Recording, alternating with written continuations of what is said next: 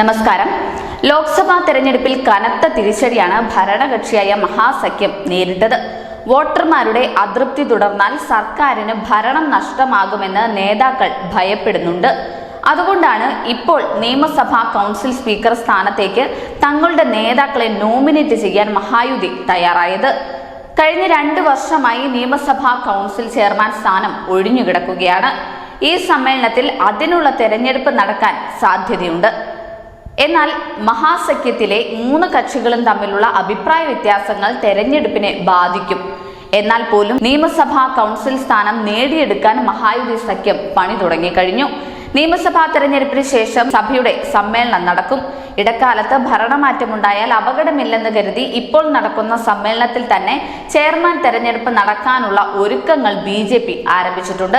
Legislative കൗൺസിലിൽ മഹാസഖ്യത്തിന് വ്യക്തമായ ഭൂരിപക്ഷമുണ്ട്. BJPക്ക് 19 MLA-മാരാണുള്ളത്. അതിനു താഴെ അജിത് പവാർ ഗ്രൂപ്പിന് 6 MLA-മാരും ഷിൻഡെ സേനയ്ക്ക് 3 MLA-മാരുമാണുള്ളത്.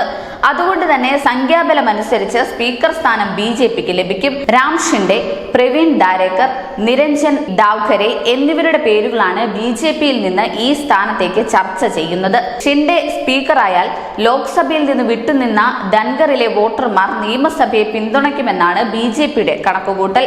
സംസ്ഥാനത്ത് 10% ധൻഗർ വോട്ട്.